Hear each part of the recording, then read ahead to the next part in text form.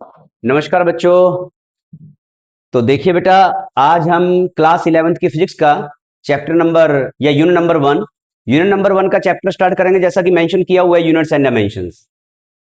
हम class 11th की physics का चैप्टर हम स्टार्ट करेंगे, यूनिट्स एंड डायमेंशंस। तो बेटा ध्यान से देखना, इस चैप्टर को, बड़ा इंटरेस्टिंग चैप्टर है। चैप्टर का नाम क्या है, मैंने आपको पहले ही मेंशन कर रखा है, units and dimensions. What is the name of the chapter? Is the units and dimension. लेकिन बेटा एक बात ध्यान में सुनना, यूनिट्स एंड डायमेंशन को करने से पहले आपको जिसके इर्द गिर्द पूरे के पूरा ये चैप्टर घूमता है उसको करना बहुत जरूरी है। तो उस टॉपिक का नाम क्या है, वहीं से स्टार्ट करेंगे। What is the name of that topic? Is a physical quantity. हम चैप्टर स्टार्ट करने जा रहे हैं और चैप्टर में जो फर्स्ट टॉपिक है, इस टॉपिक का नाम क्या है बेटा? Physical quantity. बेटा ध्यान से देखना फिजिकल क्वांटिटी के बारे में। तो अब फिजिकल क्वांटिटी है क्या चीज है, तब हम यूनिट्स एंड डायमेंशंस पढ़ेंगे। पहले फिजिकल क्वांटिटी के बारे में तो जान लें। ध्यान से सुनना, ये वर्ड क्वांटिटी, क्वांटिटी सुना सुना सा लग रहा है। क्वांटिटी, इतनी क्वांटिटी होनी चाहिए। क्वांटिटी वर्ड बड़ा सुना सुना सा लग रहा है। तो फिजिकल क्वांटिटी क्या है, ध्यान से सुनना बेटा। तो अगर मैं कहूं फिजिकल क्वांटिटी क्या है, any of the quantity which can be measured and also has a number and a unit. ध्यान से सुनना, any of the quantity which can be measured and also has a number and unit. Any of the quantity which can be measured and also has a number and units is simply defined as a physical quantity।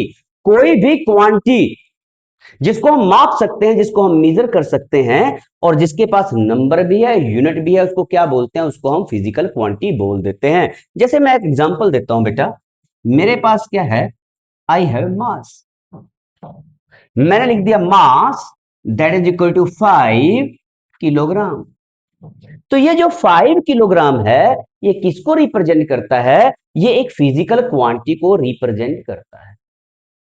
मतलब आप ये भी बोल सकते हो 5 kg, 5 times mass, 5 times mass. तो ये क्या चीज है? What is this? Mass is a physical quantity which can be measured, also has a number and a unit. Mass एक फिजिकल क्वांटिटी है जिसको हम माप सकते हैं। और भी बहुत सारे एग्जांपल हैं बेटा। मान लेते हैं मेरे पास क्या है? एक लेंथ है।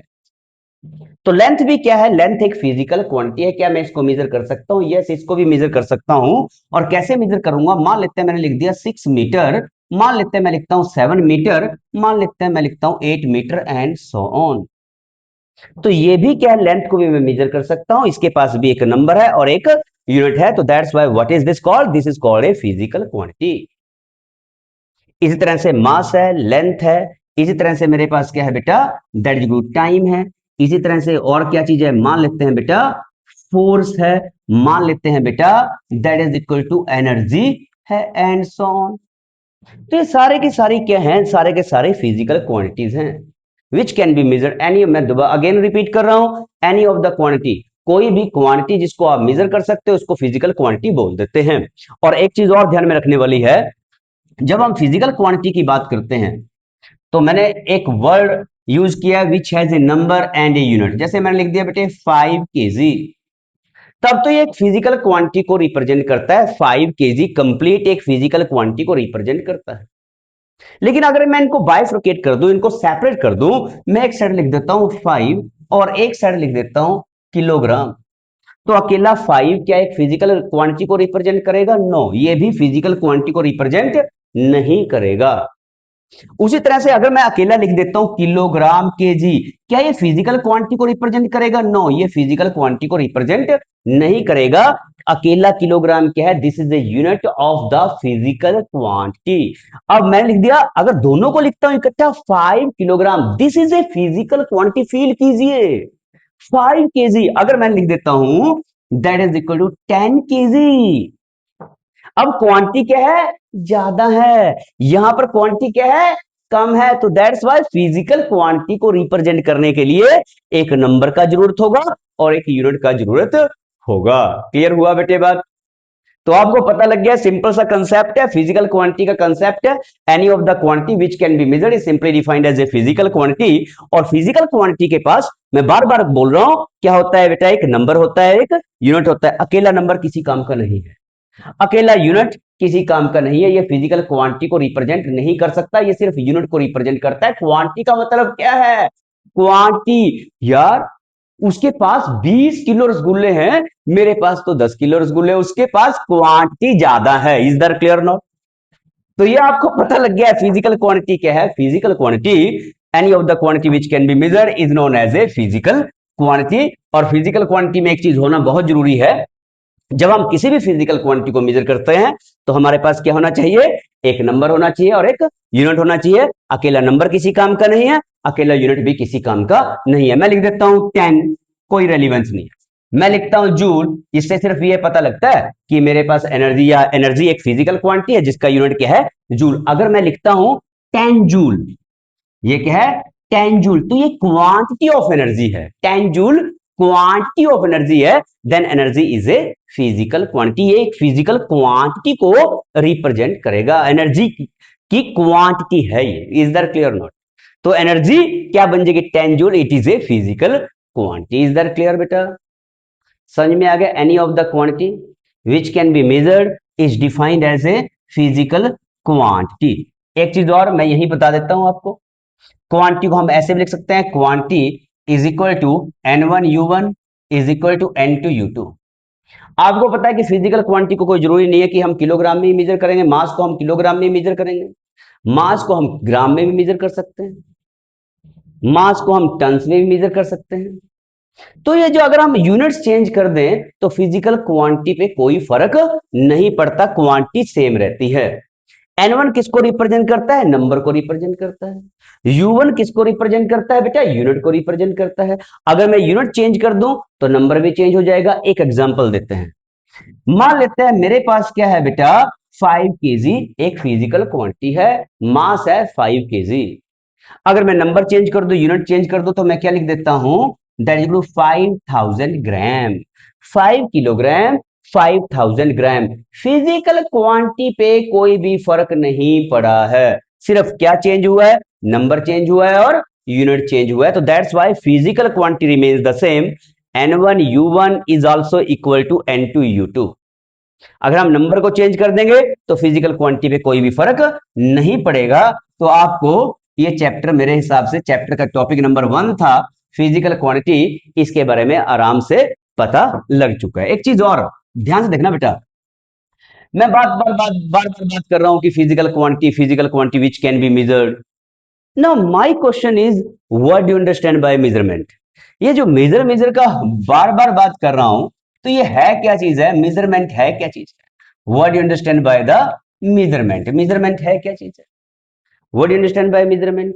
मेजरमेंट के बारे में सुना है तो मैं आपको बता दूं, measurement is basically a process of the comparison. ध्यान सुनना, ये नेक्स्ट टॉपिक है मेजरमेंट, छोटा सा टॉपिक है।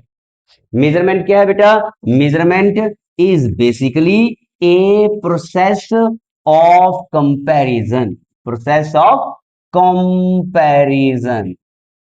जब कभी भी आपको दो चीजों को कंपेयर करना है, आपने दो चीजों को कंपेयर करना है, तो आपको क्या करना पड़ेगा? आपको मेजर ही करना पड़ेगा।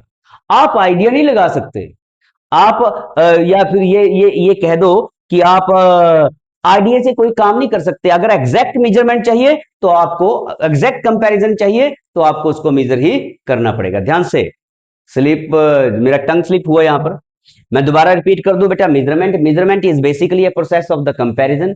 जब भी आपने दो फिजिकल क्वांटिटीज को या दो ऑब्जेक्ट्स को कंपेयर करना है तो आपको कंपेयर करने के लिए मेजर ही करना पड़ेगा। अदरवाइज तो क्या करेंगे? हम सिर्फ आइडिया लगा सकते हैं। एक एग्जांपल देता हूं आइडिया। मैं कहता हूं, ध्यान सुनना भाई, ए बड़ा इंटरेस्टिंग कंसेप्ट है। मैं देखने से कहता हूं लाइक दिस, मैं देखने से कहता हूं लाइक दिस। दो बंदे हैं, एक बंदा ये है, दूसरा बंदा ये है। मैं कहता हूं, मैं देख के ही आइडिया लगाता हूं, इस बंदे का जो पहले वाला बंदा है, ये पहले वाला बंदा है और ये दूसरे वाला बंदा है। मैं देखने से आइडिया लगाता हूं कि पहले वाले बंदे का, मेरे को कोई पूछता है किस बंदे का वजन ज्यादा है, तो मैं कहता हूं इस बंदे का वजन ज्यादा है, इस बंदे का वजन कम है।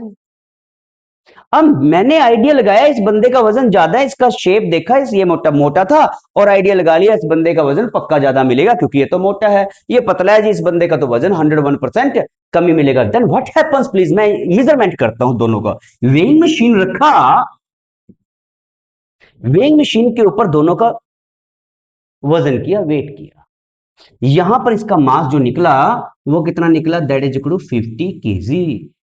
यहां पर जो इसका मास निकला वो निकला, मान लेते हैं that is equal to 52 kg। क्योंकि ये तो मेरा अनुमान था कि ये मोटा है इसका वजन ज्यादा होगा, ये तो मेरा अनुमान था कि ये पतला है इसका वजन कम होगा, लेकिन एक्चुअल नहीं है। मेरे को बाद में पता लगा कि इसकी तो बीमारी थी यार, ये तो सूजा हुआ था, ये तो उसको स्वेलिंग थी, तो दैट्स वाई वजन तो कम था इसका। जैसे बैलून के अंदर हवा भर देते हैं वो काम था इसके साथ। तो दैट्स वाई क्या मैं एग्जैक्ट कंपैरिजन कर पाया? नो, मैंने सिर्फ आइडिया लगाया कि ये बंदा तो मोटा है और इसका वजन ज्यादा मिलेगा, और ये बंदा पतला है तो इसका वजन कम मिलेगा। तो हम सिर्फ विदाउट मेजरमेंट सिर्फ एक आइडिया लगा सकते हैं, हम एग्जैक्ट कंपैरिजन नहीं कर सकते। तो दो चीजों को कंपेयर करने के लिए आपको क्या करना पड़ेगा, आपको मेजरमेंट करना ही पड़ेगा। अब और एग्जांपल ले लेते हैं। तो मैंने क्या बताया बेटे, what is the measurement? Measurement is basically a process of the comparison. मैं कहता हूं बहुत बड़ा घर है, देखते ही कहता हूं बहुत बड़ा घर है, देखते कहता हूं ये तो छोटा सा घर है, ये क्या है? क्या ये मेजरमेंट है? क्या ये कंपैरिजन है? This is not a comparison, ये कंपैरिजन नहीं है। एग्जैक्ट कंपैरिजन कब आएगा? जब हम क्या करेंगे, हम मेजरमेंट करेंगे। हम क्या देखेंगे? दोनों घरों का लेंथ देखेंगे, दोनों घरों का विड्थ देखेंगे, दोनों घरों की हाइट देखेंगे, एरिया मेजर करेंगे, कितने एरिया में कौन सा घर बना हुआ है, देन तब जाके हम एग्जैक्ट कंपैरिजन पे पहुंच सकते हैं। तो मेजरमेंट क्या है? Measurement is basically a process of the comparison. जब भी आपको दो चीजों को कंपेयर करना है तो आपको मेजर ही करना पड़ेगा, विदाउट मेजरमेंट आप कंपैरिजन पे नहीं जा सकते, आप सिर्फ एक आइडिया लेके चल सकते हैं। तो बेटा आपको दो चीजों के बारे में बताया, पहला क्या है, फिजिकल क्वांटिटी, फिजिकल क्वांटिटी को मेजर करना पड़ता है, और अगर आपको फिजिकल क्वांटिटी को कंपैरिजन करना है तो दैट्स वाई मेजरमेंट पे आना पड़ेगा, और अगर एग्जैक्ट मेजरमेंट से ही आप दो चीजों को कंपैरिजन कर सकते हो। अब हम थर्ड टॉपिक पे आते हैं। ठीक है जी, हमको फिजिकल क्वांटिटी के बारे में पता लग चुका, आपको फिजिकल क्वांटिटी के बारे में पता लग चुका है। अब ये कहता है कि फिजिकल क्वांटिटी जो है, ध्यान से देखना बेटा, फिजिकल जो क्वांटिटीज हैं, वेरी इंटरेस्टिंग, जो फिजिकल क्वांटिटीज हैं उनको हम तीन कैटेगरी में रख सकते हैं। वो कौन कौन सी कैटेगरीज हैं, वो ध्यान से देखना बेटा, like this, like this, like this. पहली कौन सी है, what is the first, are the fundamental physical quantities. पहली कौन सी है, फंडामेंटल फिजिकल क्वांटिटी। दूसरी फिजिकल क्वांटिटीज कौन सी हैं, these are the derived physical quantities. पहली कौन सी है, फंडामेंटल फिजिकल क्वांटिटीज। दूसरी कौन सी है बेटा, डिराइव्ड फिजिकल क्वांटिटीज। और तीसरी कौन सी है बेटा, these are the supplementary physical quantities. Very very interesting, what these are the supplementary physical quantity. तीन तरह की फिजिकल क्वांटिटीज हैं। समझ में आ रहा है, समझ में आ रहा है ना? तो देखिए फिजिकल क्वांटिटी के बारे में आपको पता लग गया था जी, कोई भी क्वांटिटी जिसको आप माप सकते हैं वो फिजिकल क्वांटिटी है जी। ठीक है, मेजरमेंट क्या है, मेजरमेंट की जरूरत क्यों पड़ी, मेजरमेंट की जरूरत इसलिए पड़ी भाई, अगर हमको दो चीजों को कंपेयर करना था तब तो हमको मेजरमेंट चाहिए चाहिए, अदरवाइज तो हम कंपेयर ही नहीं कर सकते। जितनी भी कैलकुलेशंस करनी है वो हम किससे करेंगे, दैट्स वाई कैलकुलेशन से ही करेंगे। अब हमारे पास क्या था, हमारे पास था फिजिकल क्वांटिटीज। फिजिकल क्वांटिटी तीन तरह के भाई, दूसरा ये मेरा पहला वीडियो है, थोड़ा सा हेजिटेशन भी है, लेकिन I will try my best, और ये वीडियो लगातार आती रहेंगी। तो हम अपने टॉपिक पे आते हैं दोबारा से। तो फिजिकल क्वांटिटी तीन टाइप के बेटे, इनको हम थ्री कैटेगरी में रख सकते हैं। पहली कौन सी है, पहली है बेटा फंडामेंटल फिजिकल क्वांटिटीज। दूसरी कौन सी है बेटा, डिराइव्ड फिजिकल क्वांटिटीज। और तीसरी कौन सी है बेटा, सप्लीमेंट्री फिजिकल क्वांटिटीज। अब क्वेश्चन ये बनता है यार, फंडामेंटल का मतलब क्या होता है, what do you understand bye fundamental? हम फिजिकल क्वांटिटी फंडामेंटल पे तो बाद में आएंगे, लेकिन मैं आपको फंडामेंटल का मीनिंग बताता हूं। फंडामेंटल का मतलब क्या होता है? फंडामेंटल का मतलब होता है बेसिक। फंडामेंटल को हिंदी में बोले तो मूल, मात्र, बेसिक। तो ये बेसिक फिजिकल क्वांटिटीज हैं। अब देखिए, मैं आपको बेसिक फिजिकल क्वांटिटीज, ये फंडामेंटल फिजिकल क्वांटिटीज को एक इस तरह से एग्जांपल देता हूं, या ये भी बोल सकते हो द बेसिक फिजिकल क्वांटिटी, जिनसे और सारी फिजिकल क्वांटिटीज बनी है, तो उनको क्या बोलते हैं? Fundamental physical quantities. ये किसी से डिराइव नहीं हुई है, ये अपने आप में ही बनी है, लेकिन इनसे बहुत सारी फिजिकल क्वांटिटीज बनी है। तो इनको क्या बोलते हैं? These are known as the basic physical quantities, fundamental physical quantity which can not be derived from the other physical quantities. इनको क्या बोलते हैं? Fundamental physical quantities. अब एक एग्जांपल देता हूं बेटे। जले जैसे आप डेली लाइफ में ना अपने बहुत सारे कलर देखते हो, बहुत सारे, कितने सारे कलर हैं, मिलियन ऑफ कलर, लाखों करोड़ों कलर हैं आपके आसपास। कभी आपने फोटो तुरवाई होगी, फोटो तुरवा के फोटोग्राफर पे गए होंगे, फोटोग्राफर पे आपने फोटो तुरवाई, पीछे आपके बहुत सारे कलर थे, और फोटोग्राफर ने प्रिंटर से वो क्या नाम लेते हैं आपका, प्रिंट दे दिया फोटो का। फोटो का प्रिंट दे दिया, उसमें बहुत सारे। अगर आपने कभी ऑब्जर्व किया हो, क्या जो फोटोग्राफर है वो प्रिंटर में बहुत सारे कलर डालता है? नो। वहां पर और फोटो में कितने सारे कलर हैं, जो आपकी पिक्चर है उसमें तो बहुत सारे कलर आ गए, लेकिन प्रिंटर में कितने कलर है? आपने देखा होगा प्रिंटर में दो तीन कलर होते हैं। तो इसी तरह से मैं आपको बताता हूं, दुनिया में तीन फंडामेंटल कलर हैं। ध्यान से देखना, कितने फंडामेंटल कलर हैं बेटे? थ्री फंडामेंटल कलर हैं। मैं यहां से फंडामेंटल क्वांटिटीज बाद में करूंगा, फंडामेंटल कलर बता रहा हूं ताकि आपको फंडामेंटल क्वांटिटी समझ में आ जाए।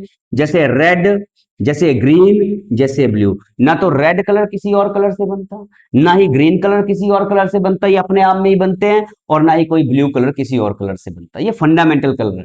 लेकिन अगर मैं रेड और ग्रीन और ब्लू को डिफरेंट डिफरेंट रेशियो में मिला दूं, तो मैं बहुत सारे कलर मिल सकते हैं। तो ये जो थ्री कलर हैं, यही फंडामेंटल कलर हैं, जो किसी और से नहीं बनते। उसी तरह से ये जो फिजिकल क्वांटिटीज हैं, ये कितनी हैं? That is a physical quantity. तीन कैटेगरी में रखा, फंडामेंटल, डिराइव्ड और सप्लीमेंट्री। जो फंडामेंटल हैं, फंडामेंटल कौन सी है? ध्यान से, अब सबसे पहले हम किस पे आते हैं? फंडामेंटल पे आते हैं, साफ कर लेते हैं। फिजिकल क्वांटिटी तीन तरह की हैं। कौन कौन सी हैं? सबसे पहले है बेटा, सबसे पहले हम डिस्कस करेंगे fundamental physical quantities. Fundamental, fundamental physical quantities, fundamental physical quantities, fundamental physical quantities. अब ये कहता है कि फंडामेंटल, मैंने अभी आपको बताया basic physical quantities which can not be derived from the other physical quantity, जिनको हम दूसरी फिजिकल क्वांटिटी से ऑब्टेन नहीं करते, जो अपने आप में ही है, उनको क्या बोलते हैं? उनको फंडामेंटल फिजिकल क्वांटिटी बोलते हैं। अब मैं लिखता हूं फंडामेंटल फिजिकल क्वांटिटी कितनी है बेटा? ये सेवन है, सेवन। ये कितनी है fundamental quantities, physical quantities? Seven है। कौन कौन सी है? पहला, पहला कौन सा है बेटा? मास। दूसरा कौन सा है बेटा? दूसरा है लेंथ।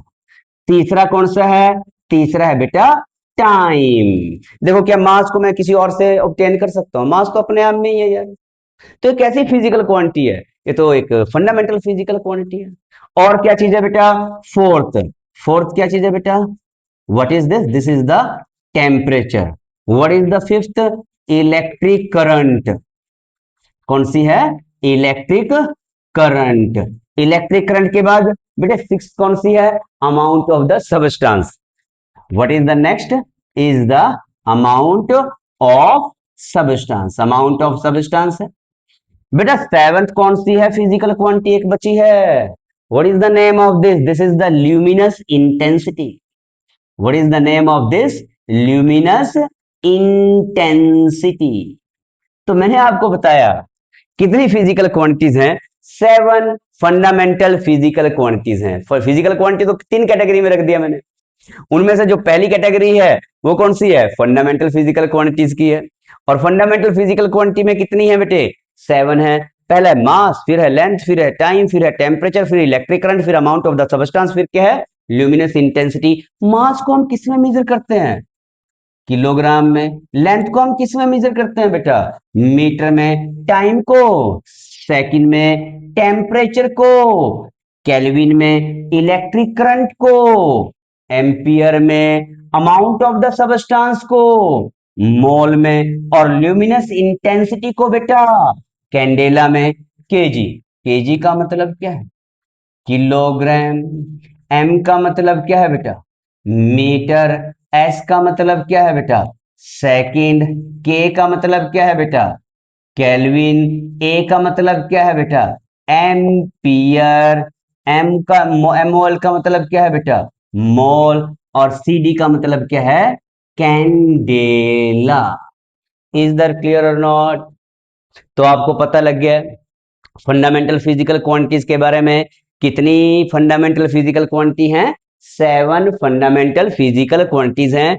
पहली है मास, फिर है लेंथ, फिर है टाइम, फिर है टेम्परेचर, फिर है इलेक्ट्रिक करंट, फिर है अमाउंट ऑफ द सबस्टांस, फिर है ल्यूमिनस इंटेंसिटी। यूनिट भी मैंने आपको बता दिया, kilogram, metre, second, kelvin, ampere, mole, candela. Is that clear not?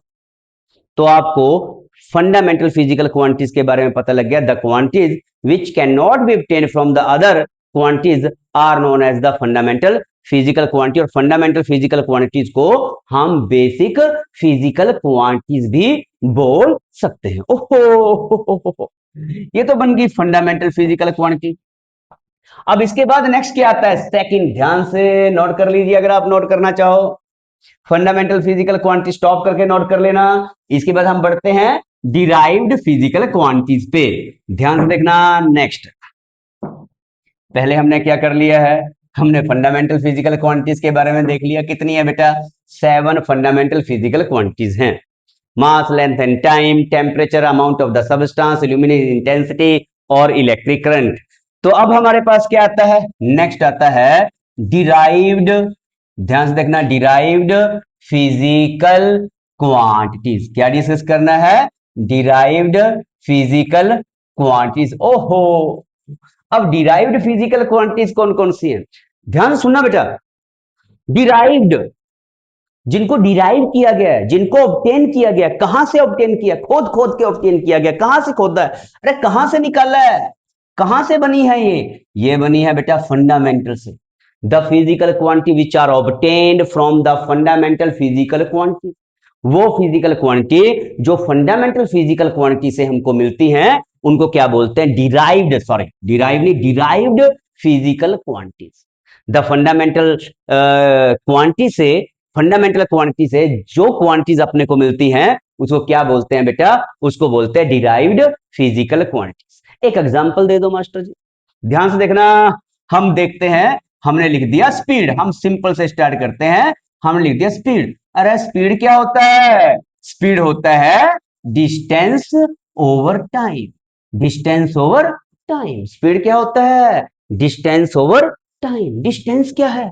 ये कहां से है? डिस्टेंस क्या है? एक तरह का लेंथ है। टाइम क्या है?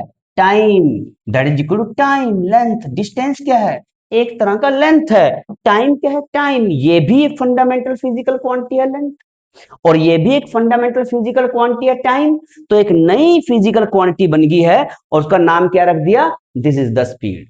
The quantity which can be obtained from the fundamental physical quantity is simply defined as a derived physical quantity. Velocity, speed का हमने एग्जांपल ले लिया। मान लेते हैं बेटा मेरे पास क्या है? वेलोसिटी। वेलोसिटी का फॉर्मूला क्या होता है? That is equal to displacement over में टाइम एक्सेट्रा। इसका यूनिट भी आप लिख सकते हो, यूनिट से भी आपको पता लग जाएगा। यूनिट डिस्टेंस का क्या था बेटा? मीटर। टाइम का क्या है? सेकंड। तो ये मीटर कहां से आया भाई? ये मीटर किसका है? ये तो फंडामेंटल फिजिकल क्वांटिटी का यूनिट है। ये सेकंड किसका है? ये भी फंडामेंटल फिजिकल क्वांटिटी का यूनिट है। तो that's Y fundamental physical quantity के यूनिट से स्पीड का यूनिट बन रहा है। तो स्पीड कौन सी क्वांटिटी है? स्पीड एक डिराइव्ड फिजिकल क्वांटिटी है। इसी तरह से वेलोसिटी है। वेलोसिटी डिस्प्लेसमेंट का यूनिट क्या होता है बेटे? मीटर। ये भी फंडामेंटल का है। सेकंड, ये भी फंडामेंटल का है। तो मीटर पर सेकंड ये किसका है? ये वेलोसिटी का है। मिला किससे है बेटा? मिला तो फंडामेंटल से है। Is that clear note? इसी तरह से और एग्जांपल ले लेते हैं। हम और एग्जांपल लेते हैं। मैं लेता हूं बेटा that is equal to force. क्या फोर्स भी एक डिराइव्ड फिजिकल क्वांटिटी है? फॉर्मूले आपको याद होने चाहिए। फॉर्मूले याद करने बहुत जरूरी हैं। धीरे धीरे आपको, वैसे तो जैसे जैसे हम आगे बढ़ते जाएंगे आपको अपने आप ही फॉर्मूले याद हो जाएंगे। हम थोड़े बहुत नीट बेस्ड क्वेश्चंस भी करेंगे, जेई बेस्ड क्वेश्चंस भी करेंगे। अभी तो हम सिर्फ बेसिक्स, बिल्कुल बेसिक्स पकड़ा हुआ है। आगे देखिए होता है क्या। तो यहां पर फोर्स है, force that is equal to क्या होता है, मा। फादर इज इक्वल टू मा, रट्टा मार लेना भाई, फादर इज इक्वल टू मा, मास इनटू एक्सेलरेशन। अरे इसका यूनिट लिखिए भाई, मास का कितना होता है किलोग्राम, एक्सेलरेशन का कितना होता है मीटर पर सेकंड स्क्वायर। अगर एक्सेलरेशन का नहीं पता हो ना तो देखिए ध्यान से, मास को एज इट इज लिखिए, एक्सेलरेशन को क्या लिखोगे बेटा, वेलोसिटी ओवर टाइम। अब देखिए मास का क्या होता है बेटा, दैट इज किलोग्राम। अभी वेलोसिटी का हमने निकाला था क्या, मीटर पर सेकंड में लिख देता हूं, मीटर पर सेकंड। टाइम का क्या लिखूंगा, सेकंड। तो क्या बनेगा, आपके पास बन जाएगा किलोग्राम मीटर पर सेकंड स्क्वायर। किलोग्राम कहां से है, फंडामेंटल से। मीटर कहां से है, फंडामेंटल से। सेकंड कहां से है, फंडामेंटल से। तो ये जो नई फिजिकल क्वांटिटी है ये कहां से मिली है आपको, फंडामेंटल फिजिकल क्वांटिटी से ही अपने को नई क्वांटिटी मिली है, और इसका नाम क्या रख दिया, this is the derived physical quantity. Now next. तो इस तरह से बहुत सारी physical quantity which are obtained from the fundamental physical quantity, उनको क्या बोल देते हैं, उनको हम डिराइव्ड फिजिकल क्वांटिटी बोल देते हैं। और इनके जो यूनिट्स हैं, इसी तरह से हम आगे बढ़ेंगे वैसे, fundamental units and derived units. तो जो यूनिट्स हैं, द यूनिट्स ऑफ द, इसी तरह से जो यूनिट्स है, units of the fundamental quantities को हम क्या बोलेंगे, fundamental units. And the units which are obtained from the fundamental units, उनको क्या बोल देंगे, डिराइव्ड यूनिट्स। अब ध्यान से देखना बेटा, नेक्स्ट तीसरा, तीसरे टाइप की जो फिजिकल क्वांटिटीज हैं वो कौन कौन सी है बेटे, वो है सप्लीमेंट्री फिजिकल क्वांटिटी। वो कौन सी है, सप्लीमेंट्री फिजिकल क्वांटिटीज।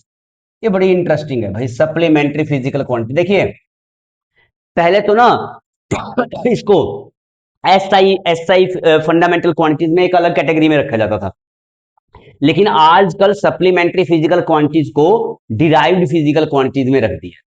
वो क्या रख दिया थोड़ा सा बताऊंगा, लेकिन मैं आपको बता दूं सप्लीमेंट्री फिजिकल क्वांटिटीज दो हैं। वो कौन कौन सी हैं, पहली तो है बेटा plane angle. What is the first, is the plane angle. Plane angle क्या होता है, दो प्लेन्स के बीच के एंगल।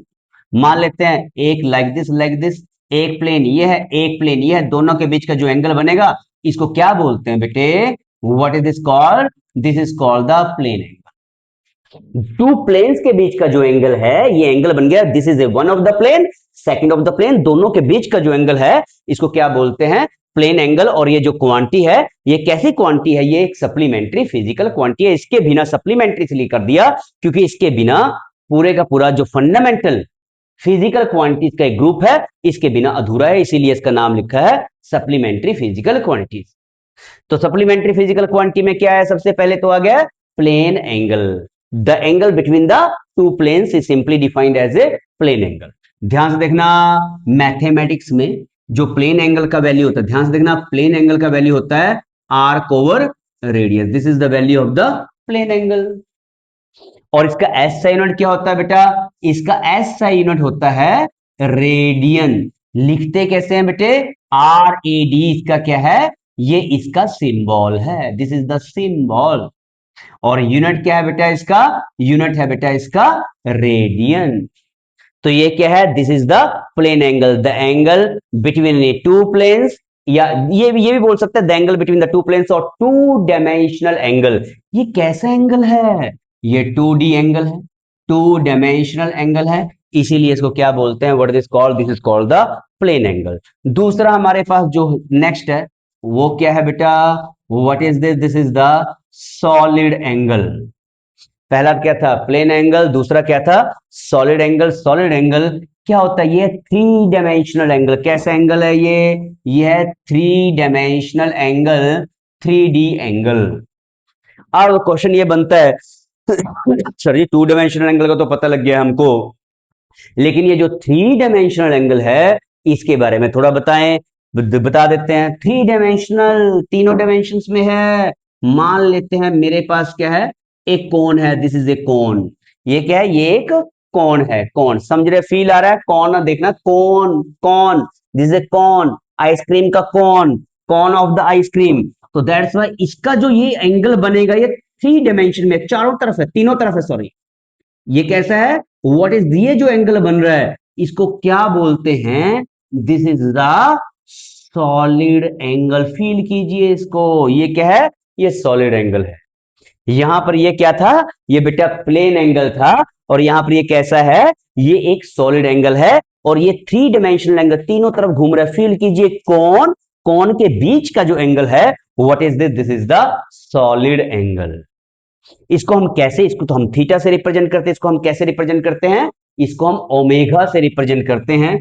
चाहे आप लिख भी सकते हो, डी ओमेगा लिखना लिख लीजिए, या फिर ओमेगा लिखना तो ओमेगा भी लिख लीजिए। अगर एरिया है ये पूरे का पूरा, व्हाट इज दिस, इसका जो वैल्यू होता है वो कितना होता है, एरिया डिवाइड में कितना आएगा बेटा, that is equal to area divide में आर स्क्वायर, एरिया डिवाइड में R square. What is this, this is the, you can say value of the solid angle. Area divide में, अगर हम इसको स्मॉल, अगर हम स्मॉल मान के चले डी ओमेगा, तो ये क्या बनेगा, एरिया भी कितना होगा डी, तो दैट्स वाई डी डिवाइड में डी, ए डिवाइडेड में आर स्क्वायर बन जाएगा। ये सॉलिड एंगल है, ये 3D एंगल है, मैंने आपको बता दिया। और इसका जो एसआई यूनिट होता है वो कितना होता है बेटे, वो होता है स्टीरेडियन। क्या होता है इसका SI unit, steradian. What is this, this is the SI unit of the solid angle. लिखते कैसे हैं, इसका सिंबल कैसा है, इसका सिंबल है बेटा small S small R, this is the symbol of the solid angle. तो मैंने आपको फिजिकल क्वांटिटीज के बारे में बता दिया।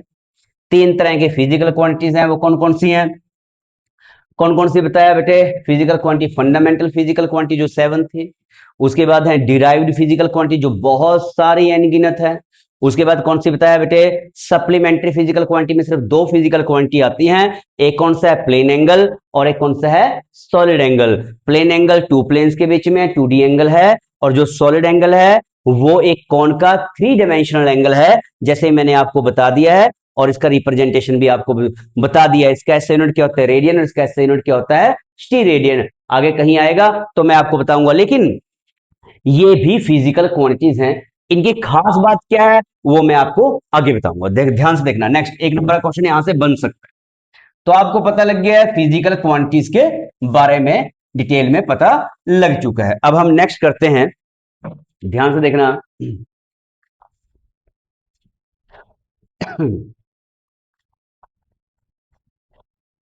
Yes, very very interesting. Next हम क्या डिस्कस करते हैं बेटा, ध्यान से देखना बेटा, हम नेक्स्ट क्या डिस्कस करते हैं, नेक्स्ट हम डिस्कस करेंगे बेटा यूनिट। ठीक है, हमको फिजिकल क्वांटिटी के बारे में पता लग गया, फिजिकल क्वांटिटी का पता लग गया, लेकिन फिजिकल क्वांटिटी को, किसी भी फिजिकल क्वांटिटी को मेजर करने के लिए क्या चाहिए, एक यूनिट चाहिए। What do you understand by unit, unit क्या होता है, what do you understand by unit, unit क्या चीज है भाई। मैं बार बार बोल रहा था, बार बार मैंने बोला, मास, मास का एसआई यूनिट क्या है, किलोग्राम, बोला मैंने। टाइम का एसआई यूनिट क्या है, सेकंड। लेंथ का एसआई यूनिट क्या है, मीटर। ठीक है, तो उसी तरह से यूनिट है किस बला का नाम है, what you understand by unit, ध्यान से सुनना, यूनिट क्या है, यूनिट क्या है, स्टैंडर्ड। ध्यान सुनना, standard, standard chosen for the measurement of a physical quantity, chosen for the measurement, oh, chosen for the measurement, a standard chosen for the measurement of a physical quantity, chosen for the measurement of a physical quantity which is accepted internationally। ओहो, ये भी बड़ा interesting है, which is accepted internationally, which is accepted internationally, which is accepted internationally is known as unit। ध्यान से सुनना, a standard chosen for the measurement of a physical quantity which is accepted internationally is known as the unit। Standard, standard chosen for the measurement of a physical quantity, yes. जैसे मैं आपको example देता हूं, जैसे बेटा मैंने मास को major करना है तो इसके लिए एक स्टैंडर्ड बनाया गया। इसके लिए क्या स्टैंडर्ड बनाया गया, इसके लिए स्टैंडर्ड बनाया गया किलोग्राम। पूरे के पूरा इंटरनेशनली इंटरनेशनली अगर हम देखा जाए तो मास को हम किस में मेजर करते हैं, किलोग्राम में ही मेजर करते हैं। Is that clear not? तो ये जो स्टैंडर्ड बनाया गया मास के लिए, इसको क्या बोलेंगे, what is this called, this is called a unit.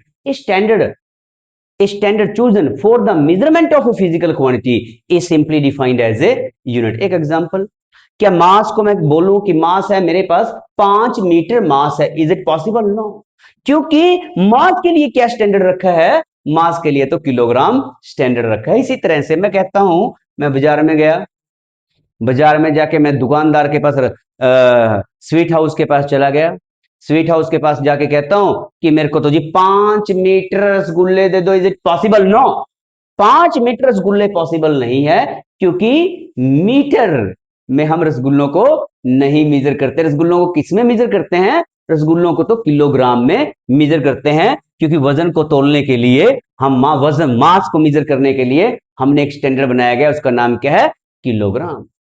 मान लेते हैं मैं दूध वाले के पास जाता हूं, दूध वाले को कहता हूं मेरे को 10 न्यूटन दूध दे दो, इज इट पॉसिबल? नहीं, क्योंकि दूध की मेजरमेंट के लिए वो स्टैंडर्ड ही नहीं है, न्यूटन स्टैंडर्ड नहीं है दूध की मेजरमेंट के लिए। हम वहां पर क्या स्टैंडर्ड यूज करेंगे, we have to use a standard chosen for the measurement of the milk is the litre. हम बोलेंगे कि मेरे को 5 लीटर या 6 लीटर दूध दे दीजिए।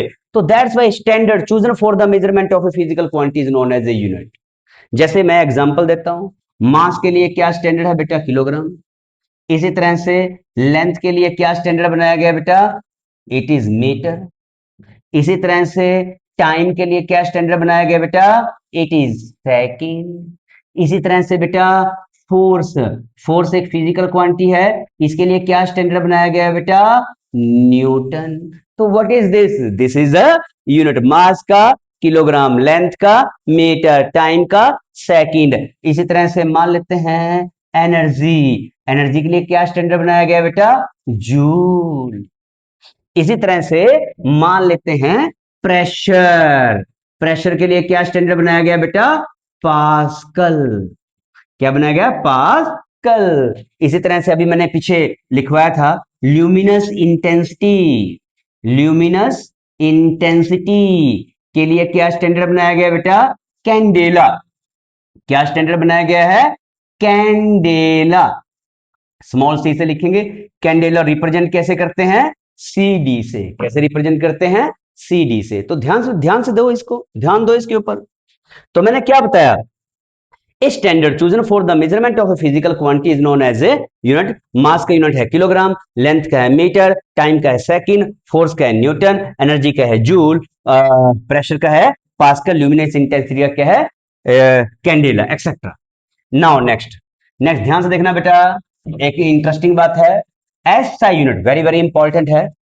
एसआई यूनिट ध्यान से देखोगे, कोई भी यूनिट, वैसे तो हम एसआई की बात कर रहे हैं अभी, यूनिट तो बहुत सारे हैं। जैसे हम लेंथ को मीटर में भी मेजर कर सकते हैं, सेंटीमीटर में भी मेजर कर सकते हैं, सेंटीमीटर में सॉरी सॉरी मीटर में भी मेजर कर सकते हैं लेंथ को, और सेंटीमीटर में भी मेजर कर सकते हैं लेंथ को, फुट में भी मेजर कर सकते हैं, इंच में भी मेजर कर सकते हैं, सूत में भी मेजर कर सकते हैं।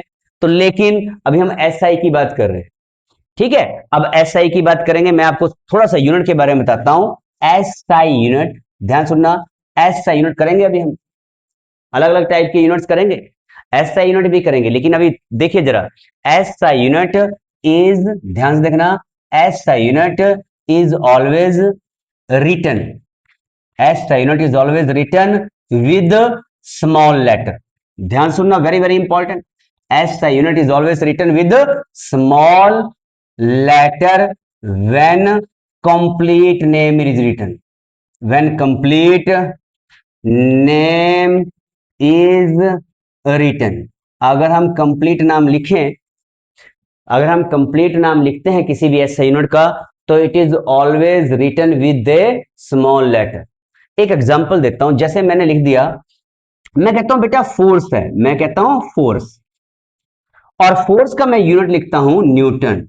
क्या यूनिट लिखा है मैंने, what is this is unit, और यूनिट क्या लिखा, न्यूटन। मैं कहता हूं what is the SI unit of the force, is Newton. और एक बच्चे को बोलता हूं लिखिए, कोई और बच्चा है क्लास में, वो लिखता है that is equal to newton. ये गलत है, सही है।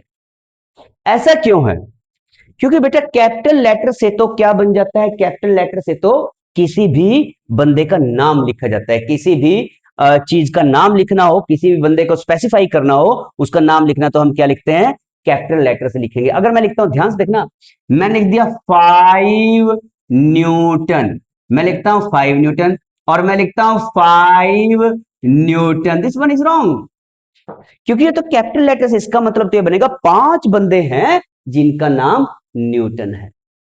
अब नाम से तो हमने नहीं चलना, तो ये किसको स्पेसिफाई करेगा, ये तो ह्यूमन बींग्स को स्पेसिफाई करेगा, बंदों को रिप्रेजेंट करेगा कि 5 बंदे हैं जिनका नाम क्या है, न्यूटन है। मैंने लिखा 5 न्यूटन, इसका मतलब क्या है, स्मॉल लेटर से लिखा हुआ है, इसका मतलब हम किसकी बात कर रहे हैं, हम यहां फोर्स की बात कर रहे हैं, we are talking about the force, is that clear not, important है ये, वेरी वेरी इंपॉर्टेंट।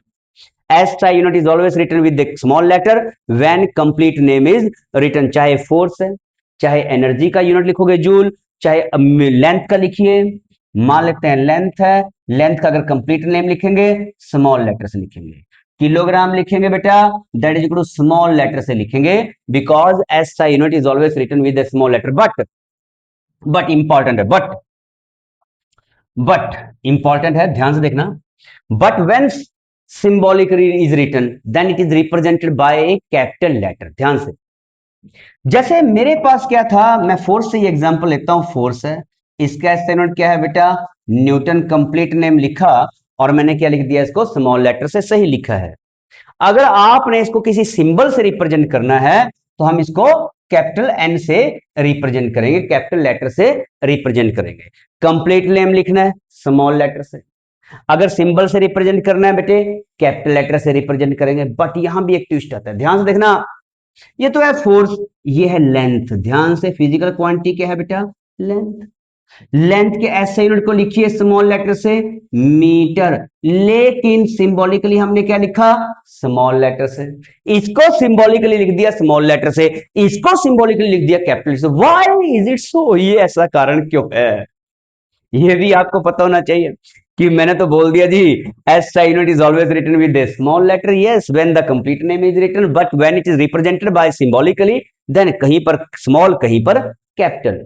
तो दोनों में क्या डिफरेंस है, कहां पर तो हम कैपिटल सिंबल यूज करेंगे, कैपिटल लेटर का यूज करेंगे, कहां पर हम स्मॉल लेटर का यूज करेंगे, when a unit is represented symbolically. ध्यान से देखना बेटा, अब सोचिए, ये जो यूनिट है न्यूटन, ये कहां से बना है, ये कहां से लिया है, ये किसी एक साइंटिस्ट का नेम था, और साइंटिस्ट का नेम क्या था, न्यूटन, साइंटिस्ट का नेम क्या था, न्यूटन, उसके नाम से क्या बना, फोर्स का unit newton, that is why it is represented by capital letter, इसको हम कैपिटल लेटर से रिप्रेजेंट करते हैं जब हम इसको सिंबॉलिकली लिखते हैं। लेकिन जब कंप्लीट नेम लिखेंगे तब तो स्मॉल लेटर से लिखेंगे, कोई भी यूनिट आ जाए, लेंथ का आ जाए, फोर्स का आ जाए, एनर्जी का आ जाए, ल्यूमिनस इंटेंसिटी का आ जाए, when you are writing a unit you can say in the form of the complete name then it is always written with the small letter, तब तो आप इसको स्मॉल लेटर से ही लिखोगे जब आप कंप्लीट नाम लिखोगे। लेकिन अब देखिए, न्यूटन तो कहां से बना है, साइंटिस्ट के नेम से बना है, इसलिए इसका सिंबल क्या है, कैपिटल लेटर लिखा गया है। लेकिन यहां पर लेंथ है, लेंथ का यूनिट क्या है, मीटर, अब ये साइंटिस्ट का नेम कहीं नहीं था मीटर, तभी जिस जो यूनिट्स किसी के नेम से नहीं बनते उनको हम क्या लिखते हैं बेटे, उनको हम स्मॉल लेटर से लिखते हैं। क्लियर हुआ, सिंबॉलिकली भी स्मॉल लेटर से लिखते हैं, और जब कंप्लीट नेम लिखते हैं तब तो स्मॉल लेटर से हम उनको लिखते ही लिखते हैं। लेकिन वो यूनिट्स जो किसी के साइंटिस्ट के नाम से बने हैं, जैसे फोर्स है, फोर्स कौन से साइंटिस्ट के नेम से बना है बेटे, फोर्स का यूनिट न्यूटन, तो हम कंप्लीट नेम लिखेंगे तब तो स्मॉल लेटर से लिखेंगे, लेकिन अगर हम सिंबॉलिकली लिखेंगे तो कैपिटल लेटर से रिप्रेजेंट करेंगे। This point is very very very very important, ये भी आपने ध्यान में रखना है, it is very very important. पहली बात, SI unit is always written with a small letter when complete name is written, लेकिन सिंबॉलिकली अगर वो किसी साइंटिस्ट के नाम से बना है तो कैपिटल लेटर से रिप्रेजेंट करेंगे सिंबॉलिकली, लेकिन अगर वो किसी साइंटिस्ट के नाम से नहीं बना है तो स्मॉल लेटर से इसको रिप्रेजेंट करेंगे, जैसा कि मैंने आपको बता दिया। अब आगे बढ़े, अब आगे बढ़ते हैं, बड़ा इंटरेस्टिंग है ना चैप्टर। नाउ नेक्स्ट हम टॉपिक करते हैं, यूनिट के बारे में आपको पता लग गया है, ठीक है, अब नेक्स्ट हम टॉपिक के बारे में पढ़ते हैं। यस, अब हम करते हैं next topic, very very important है, क्वेश्चन है डायमेंशंस। अब हम डायमेंशंस पे आते हैं। डायमेंशंस इसका सबसे मेन पार्ट है जो चैप्टर का, वो डायमेंशंस ही है। अब हम कहां पर बढ़ते हैं बेटा? We are discussing about the dimensions. अब my question is what do you understand by dimensions? Dimensions क्या होते हैं भाई? है क्या, किससे रिलेटेड है ये सारे के सारे? यूनिट किससे रिलेटेड है? डायमेंशन किससे रिलेटेड है? यूनिट किससे रिलेटेड है? यूनिट से रिलेटेड है फिजिकल क्वांटिटी से। डायमेंशन किससे रिलेटेड है भाई? वो भी फिजिकल क्वांटिटी से रिलेटेड है। यूनिट किससे रिलेटेड है? फिजिकल क्वांटिटी से। डायमेंशन किससे रिलेटेड है? ये भी फिजिकल क्वांटिटी से रिलेटेड है। तो डायमेंशन होता क्या है, ध्यान से देखना, वेरी वेरी इंपॉर्टेंट है, बड़ा अच्छा टॉपिक है। What do you understand by dimensions? Dimensions क्या है? Dimensions is defined as the power of the basic physical quantities. The powers of the basic physical quantities which represent a particular physical quantity. Powers of the basic physical quantity which represent a particular physical quantity is simply defined as a dimensions. दोबारा फिर repeat कर दूं, basic physical quantities की powers जो एक particular physical quantity को represent करती है, उसको ही हम डायमेंशंस बोल देते हैं। उसको क्या बोलते हैं? उसको ही हम डायमेंशंस बोल देते हैं। या ये भी बोल सकते हो, the powers of the basic quantities which represent a particular physical quantity. The powers of a basic quantities which represent a particular physical quantity are known as the dimensions. एक एग्जांपल देके बताता हूं डायमेंशंस, ध्यान से सुनना भाई। Dimensions का मैं एक एग्जांपल लेके बताता हूं। जैसे मान ले हम बात करते हैं सिंपल से, मास से स्टार्ट करेंगे। मास को मैंने लिखा that is equal to capital M square bracket. अब हम बात करते हैं बेटा लेंथ। लेंथ को हम कैसे लिखते हैं बेटा? Capital L square bracket. Dimension ध्यान सुनना, अभी पावर्स जो मैंने डेफिनेशन बोल ली है। टाइम, टाइम को हम कैसे लिखेंगे बेटा? टाइम को हम लिखेंगे कैपिटल टी। अब देखना, मैं लिखता हूं that is equal to speed.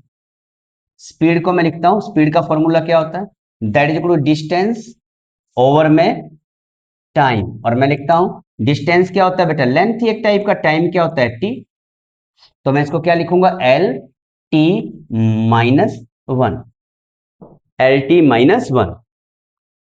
अगर मैं इसको कंप्लीट लिखता हूं, इसको मैं कंप्लीट, जब भी हम डायमेंशंस लिखते हैं, जैसे मैंने मास का डायमेंशंस लिखने हैं, मैंने लेंथ का डायमेंशंस लिखने हैं, मैंने टाइम का डायमेंशंस लिखने हैं, और मेरे को स्पीड का डायमेंशंस लिखने हैं। ध्यान से सुनना, बड़ा इंटरेस्टिंग है। जब भी हम डायमेंशंस लिखते हैं तो डायमेंशंस को हम m की पावर a, l की पावर b और t की पावर c की फॉर्म में लिखते हैं। पहली बात तो आपको यह ध्यान में रखना है, जब भी हम डायमेंशंस लिखते हैं m की पावर a, l का पावर b और t की पावर c की टर्म में लिखते हैं। मास के डायमेंशंस क्या बनेगा? ध्यान से देखना, मास के डायमेंशंस कितना है? m का power that is equal to 1, l का पावर 0 एंड t का पावर 0। क्या ये डायमेंशंस हैं? नो, ये तो डायमेंशनल फॉर्मूला जो हम आगे पढ़ेंगे। डायमेंशंस क्या है? तो the dimensions of the mass in terms of the mass are 1। ध्यान से, ये इंटरेस्टिंग है, बड़ा इंटरेस्टिंग कॉन्सेप्ट है। ये क्या, मैंने क्या बताया था? Dimensions of a physical quantity is simply defined as the powers of the basic quantities. Powers of the basic quantities, these powers of the basic quantities which represent a particular physical quantity. ध्यान से speed पे आ जाओ। Speed, speed का क्या है? L का power. The powers of the basic quantities which represent a particular physical quantity is are known as the dimensions. इसको dimensions बोलते हैं। देखिए, dimensions of the mass in terms of the mass कितना है? 1। Dimensions of the mass in terms of the mass, mass की term में मास के dimensions कितने हैं? 1। अब देखना, लेंथ की टर्म में मास के डायमेंशंस कितने हैं? 0। पावर्स, बार बार रिपीट कर रहा हूं मैं, powers.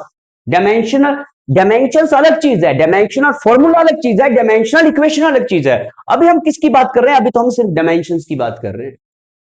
Now dimensions of the mass in terms of the time, time के टर्म्स में मास के डायमेंशंस कितने हैं? जीरो। क्लियर हुआ? इंटरेस्टिंग है। इसी तरह से मेरे पास स्पीड है, पहले मैंने मास का बता दिया। अगर मैं इसके कंप्लीट डायमेंशंस लिखूं एमएलटी की फॉर्म में, ध्यान से देखना, मैं लिखता हूं स्पीड का डायमेंशंस। मैं लिखता हूं बेटा m का पावर 0, मास तो है ही नहीं, l का पावर 1, और लिखता हूं t का पावर -1। अगर मैं ऊपर से साफ कर रहा हूं, थोड़ा ध्यान से देखना बेटा इसको, मैं ऊपर से साफ कर रहा हूं, तो आपका जो डेफिनेशन बनेगा ना, यही डेफिनेशन बनेगा। व्हाट आर द, अगर कोई क्वेश्चन आ भी जाए, क्वेश्चन तो क्या सीधी आपके बोर्ड स्कूल लेवल पे आ सकता है, क्वेश्चन पूछ सकता है आपसे व्हाट आर द डायमेंशन, तो you have to say dimensions is simply defined as the powers of the basic quantities which represent a particular physical quantities is simply defined as a dimensions। अब एक example देखते हैं, जैसे मान लेते हैं मैंने लिखा अभी स्पीड, अगर मैं कहूं डायमेंशंस ऑफ द स्पीड, ध्यान से, डायमेंशंस ऑफ स्पीड, स्पीड के dimensions in terms of mass, mass की टर्म्स में स्पीड के डायमेंशंस कितने हैं? जीरो। मास की टर्म्स में स्पीड के डायमेंशंस कितने हैं बेटा? जीरो।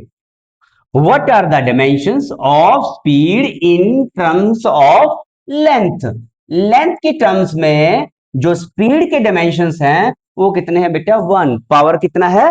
वन।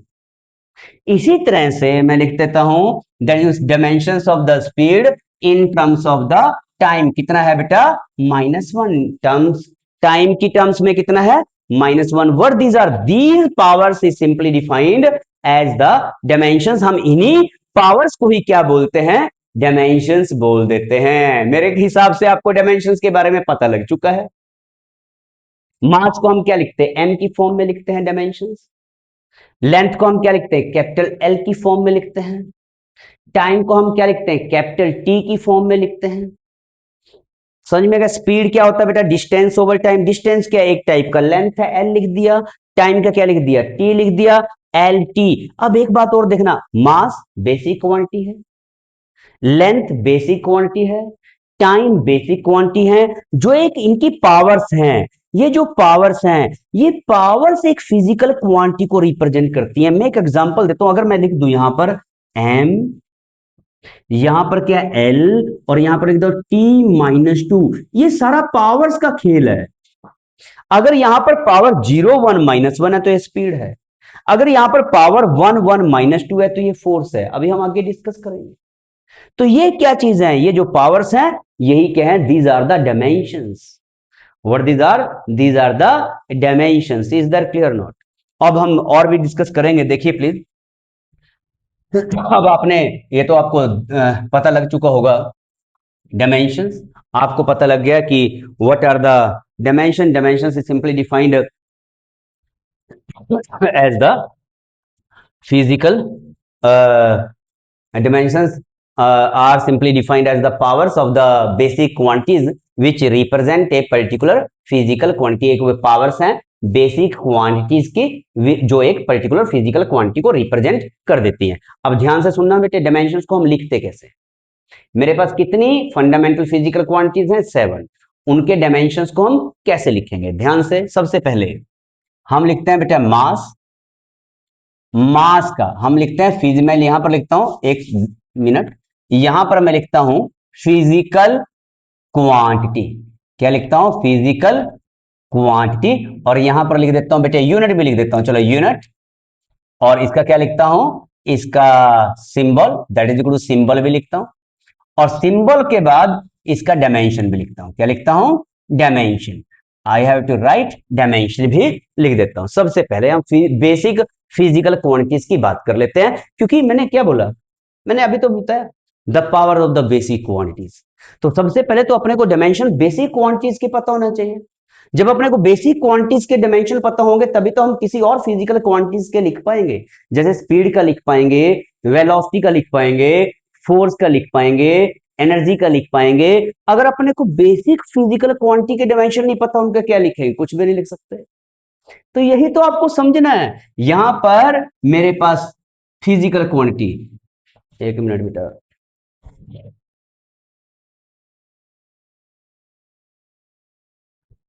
सॉरी, मैं देखने गया था अभी कि चल रहा है सिस्टम कि नहीं।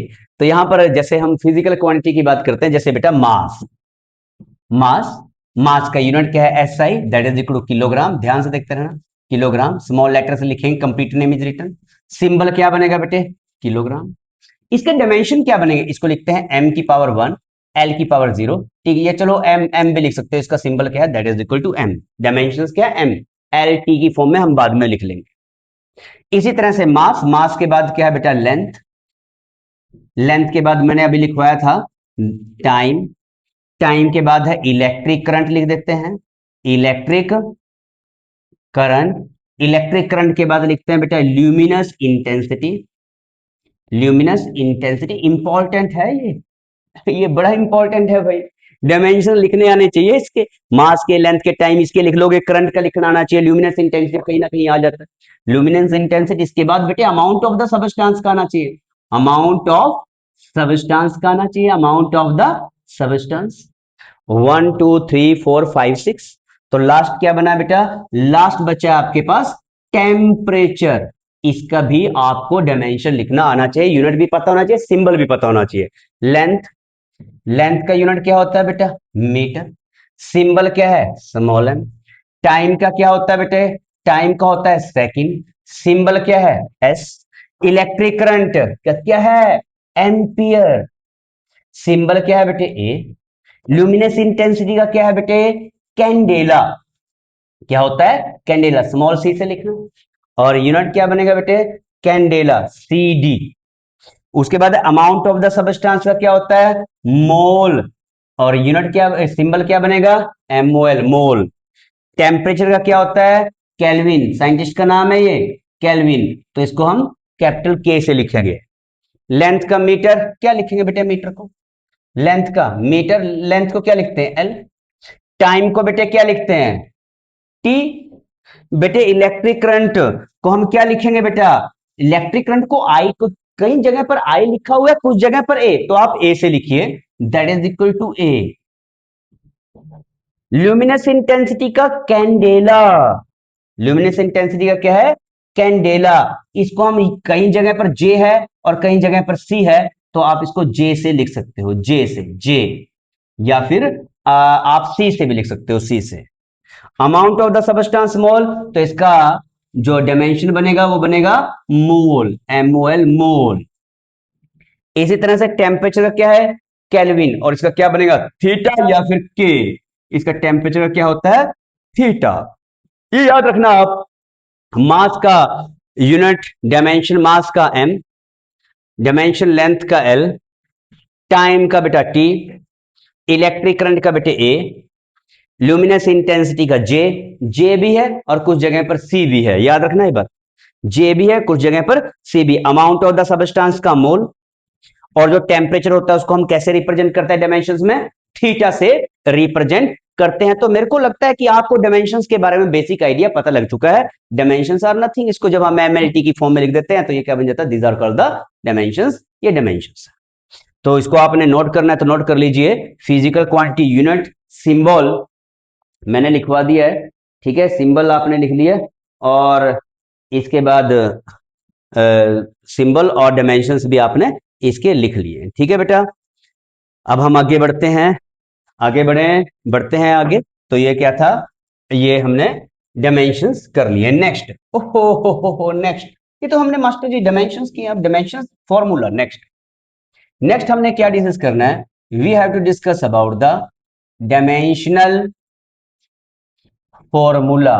बेटा डायमेंशनल फॉर्मूला क्या होता है? What do you understand by dimensional formula? Dimensional formula क्या है? An expression. डायमेंशंस तो बता दिया मैंने, पावर्स थी। डायमेंशनल फॉर्मूला क्या? An expression of the basic quantity, with power भी बोल सकते हो, of the basic quantity which represent a particular physical quantity. एक पर्टिकुलर फिजिकल क्वांटिटी का, की बेसिक क्वांटिटीज के साथ जो एक्सप्रेशन है उसको हम क्या बोलते हैं? डायमेंशनल फॉर्मूला, एक्सप्रेशन यार। जैसे मैं कहता हूं मास, तो मास का डायमेंशनल फॉर्मूला क्या बनेगा? देखिए मास का क्या बनेगा? m का 1, l का 0, t का 0। ये क्या है? m का 1, l का 0, टी का 0, ये क्या बन गया, what is this, this is the dimensional formula, expression है और बेसिक क्वांटिटीज इसकी क्या बन गया, what is this is the dimensional formula. इसी तरह से स्पीड, स्पीड का फॉर्मूला क्या होता है बेटे, that is equal to distance over time. Distance को हम क्या लिखते हैं, एल, टाइम को टी, डायमेंशनल फॉर्मूला एम का 0, एल का 1, टी का -1, this is the dimensional formula. कोई भी लिख लीजिए, मान लेते हैं फोर्स है, फोर्स का क्या होता है, मास इंटू एक्सेलरेशन। फोर्स का क्या है, mass into acceleration. Dimensional formula लिखिए मास का, पहले तो यूनिट भी लिख सकते, यूनिट लिख के आपके लिए और इजी हो जाएगा। मास का यूनिट क्या होता है, मास्टर जी, किलोग्राम। एक्सेलरेशन का कितना होता है, मीटर पर सेकंड स्क्वायर। और आसान हो जाएगा आपके लिए डायमेंशनल फॉर्मूला लिखना। नाउ ये किसका है, किलोग्राम, मास। मीटर को क्या लिखते हैं, एल, टाइम का टी का power -2, this is the dimensional formula of the force. अभी हम बहुत सारे करेंगे, ये मैंने डायमेंशनल फॉर्मूला का आपको बेसिक आइडिया दे दिया, ये डायमेंशनल फॉर्मूला है। लेकिन सबसे ज्यादा जो यूज होता है, जो हम principle of homogeneity of the equations में करेंगे, वो है dimensional equation. Nothing, dimensional equation कुछ भी नहीं है, ध्यान रखना। Dimensional formula, these powers are the dimensions and expression is called the dimensional formula। अब है dimensional equation, दोबारा फिर रिपीट कर रहा हूं, ये जो पावर्स हैं ये dimensions है, ये जो एक्सप्रेशन है ये डायमेंशनल फॉर्मूला है, और उसके बाद है डायमेंशनल इक्वेशन। क्या चीज है बेटा, डायमेंशनल इक्वेशन। अब हम करेंगे dimensional equation, we have to discuss about the dimensional equation. When a particular physical quantity is equated with its dimensional formula, अगर हम पर्टिकुलर फिजिकल क्वांटिटी को उसके डायमेंशनल फॉर्मूला के साथ इक्वेट कर दें तो वो एक डायमेंशनल इक्वेशन बन जाती है।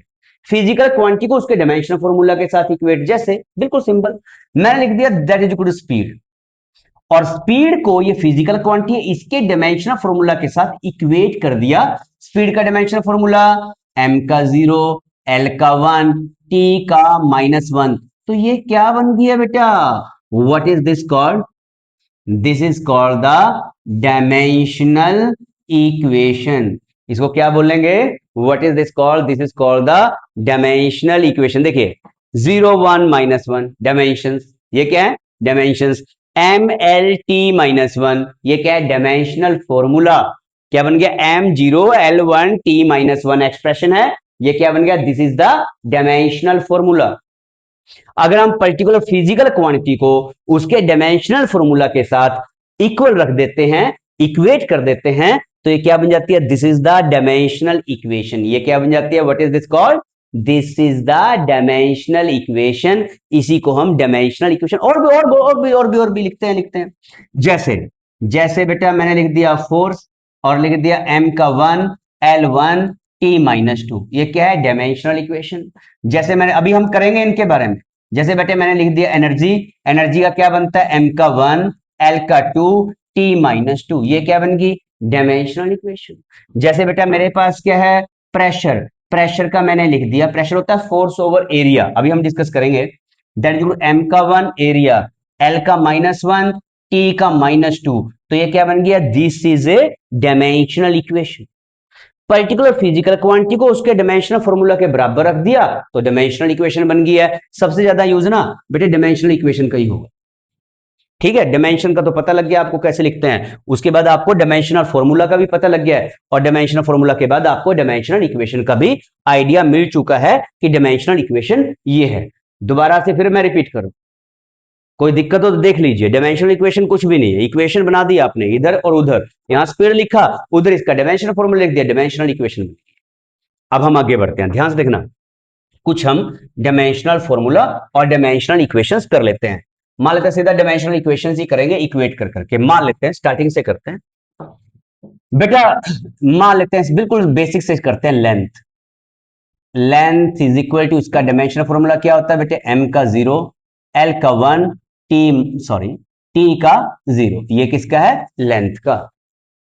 इसी तरह से सर एरिया का, एरिया क्या होता है बेटे, लेंथ इंटू ब्रेड्थ। एक बात और है यार, जब आपको ना डायमेंशनल फॉर्मूला निकालना है जब आपको डायमेंशनल फॉर्मूला निकालना है तो आपको फॉर्मूला भी पता होना चाहिए, वो आपको याद हो जाएगा, डरने वाली बात नहीं है इसमें। कभी सोचो कि हमको तो डायमेंशनल फॉर्मूला ही नहीं आता तो कैसे करेंगे, धीरे धीरे याद हो जाएगा, जैसे जैसे हम आगे बढ़ेंगे वैसे वैसे आपको डायमेंशनल फॉर्मूला याद हो जाएगा।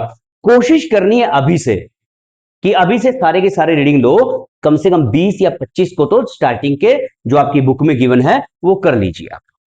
अभी हम आएंगे अच्छे अच्छे क्वेश्चंस पे आएंगे, अभी तो सिंपल बेसिक चला है, जब तक आपका बेसिक्स क्लियर नहीं है हम आगे बढ़ ही नहीं सकते। लेंथ, लेंथ का m0 l1 t0, area, area क्या होता है बेटे, लेंथ इनटू ब्रेड्थ, तो इसका डायमेंशन फॉर्मूला क्या बनेगा, m0, लेंथ क्या है l, ये भी क्या है l, l का 2, t का 0। यूनिट से कर लिया करो याद, एरिया लिखते हो ना मैथमेटिक्स में metre square, 5 metre square, 6 metre square, metre square, तो m लेंथ है, लेंथ स्क्वायर इंटू t 0। इसी तरह से लेंथ, एरिया मान लेते हैं that is equal to velocity. Velocity क्या होता है बेटे, फॉर्मूला याद होना चाहिए, वेलोसिटी होता है डिस्प्लेसमेंट ओवर में टाइम। वेलोसिटी क्या होता है, डिस्प्लेसमेंट ओवर में टाइम। तो इसका डायमेंशनल फॉर्मूला क्या बनेगा, that is equal to displacement बेटा लेंथ ही है, टाइम क्या है बेटा टी, डिस्प्लेसमेंट लेंथ ही है, डिस्प्लेसमेंट लेंथ है, आगे पढ़ेंगे डिस्प्लेसमेंट लॉन्गेस्ट पाथ रास्ता है, लंबाई है, तो that's Y L by T. तो मैं लिखता हूं वेलोसिटी इज इक्वल टू किसके बराबर बनेगी बेटा, एम का 0, मास तो है ही नहीं, एल का 1, टी माइनस 1, तो ये किसका है, this is the velocity, for the velocity, this is for the velocity m0 l1 t minus 1। Velocity के बाद और कर लेते हैं, मान लेते हैं मेरे पास क्या है बेटा, हम करते हैं हम एक्सेलरेशन का, किसका करते हैं, एक्सेलरेशन। ध्यान से देखना, मैं आपको इसका शॉर्टकट भी थोड़ा बहुत बताऊंगा, याद करना है कैसे। एक्सेलरेशन का क्या बनेगा, एक्सेलरेशन क्या होता है, एक्सेलरेशन का फॉर्मूला क्या होता है बेटे, change in velocity with respect to time, या भी याद रखिए वेलोसिटी ओवर टाइम। वेलोसिटी को तो सर मेरे को पता है, वेलोसिटी का क्या होता है, वेलोसिटी का फॉर्मूला रखिए m l1 t माइनस 1, यहां पर क्या m का 0, l1 t माइनस 1, और नीचे टाइम का कितना आ जाएगा बेटे, that is equal to t। ध्यान से देखिए वेलोसिटी का कितना था m0, l1 t माइनस 1, नीचे भी t है, तो क्या बनेगा, you will get acceleration is equal to कितना बनेगा, m का 0, l, l का 1, ऊपर t का माइनस 1 है, ये भी ऊपर जाके t का माइनस 2।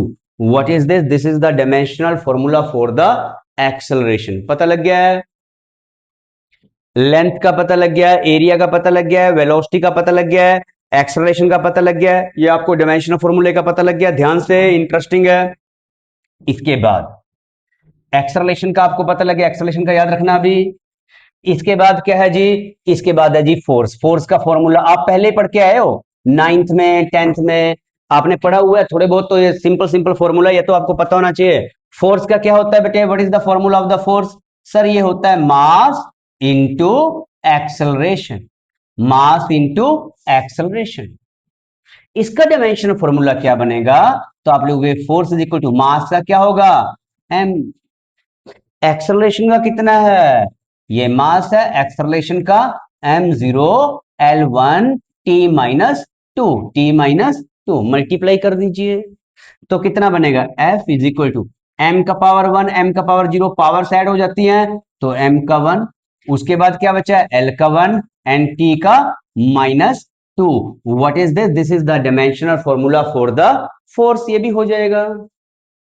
फोर्स के बाद ध्यान से देखते रहना बेटे, फोर्स के बाद होता है वर्क डन, या वर्क डन एक टाइप का एनर्जी है, energy.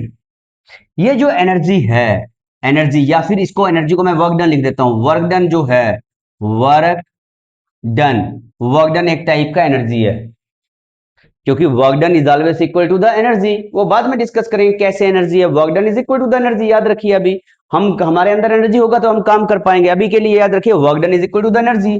Work done is equal to किसके बराबर होता है, आपने 9th में पढ़ा है, फोर्स इंटू, मैं लिख देता हूं पूरा फॉर्मूला, फोर्स इंटू डिस्प्लेसमेंट, किसके इक्वल होता है, फोर्स इंटू डिस्प्लेसमेंट।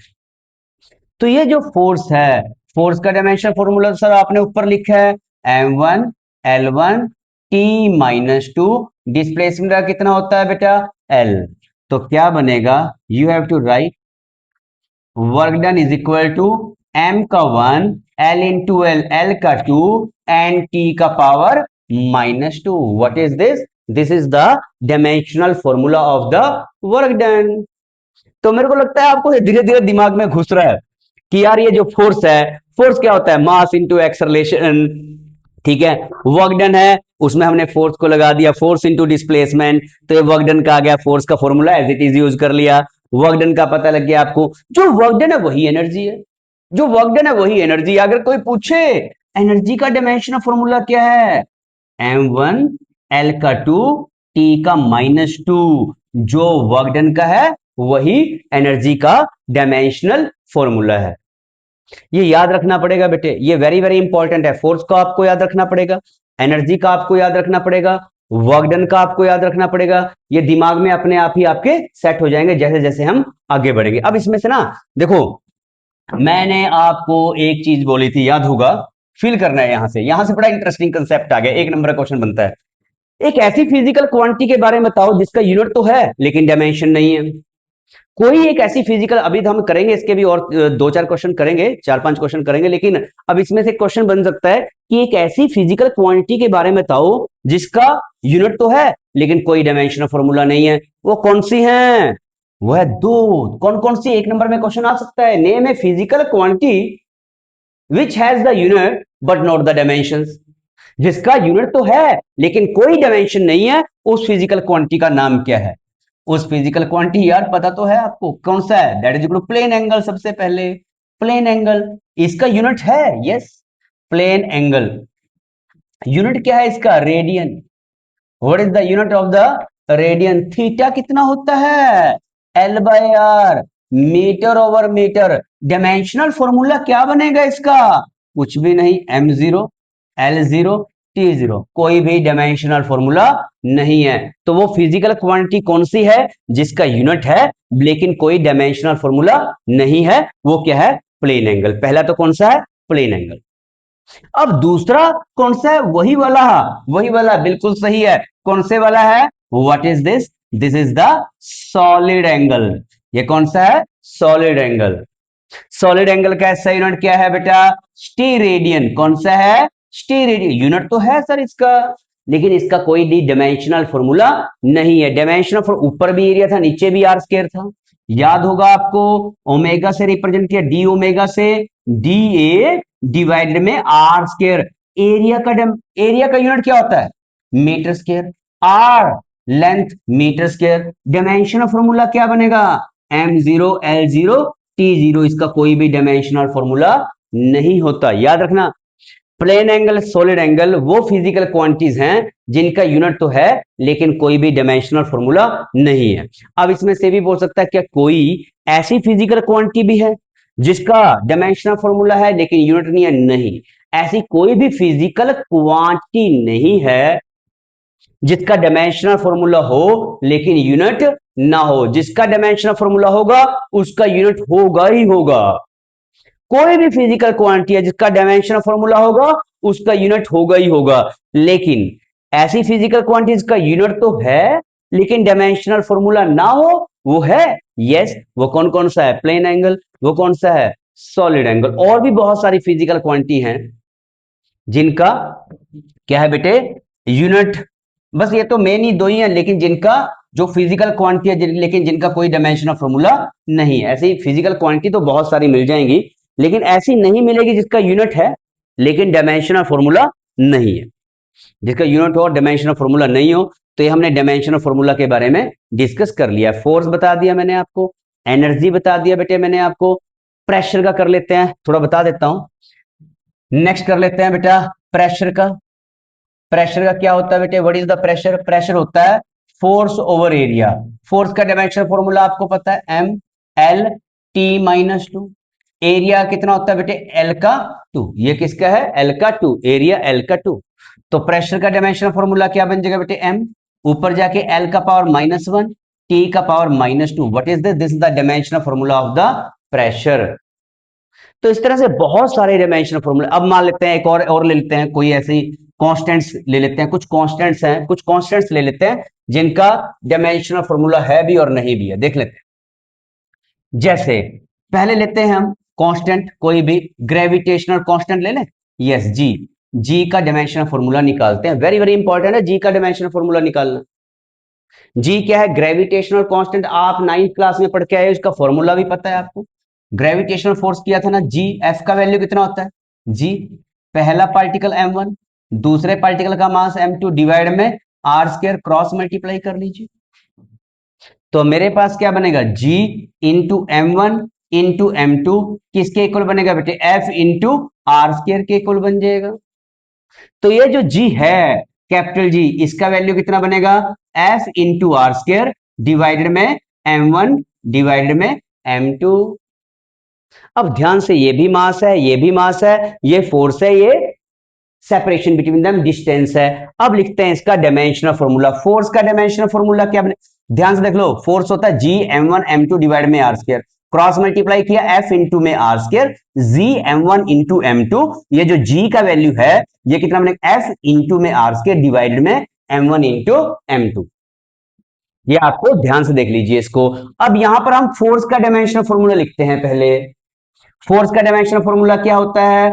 फोर्स का डायमेंशनल फॉर्मूला होता है एम एल टी का पावर -2।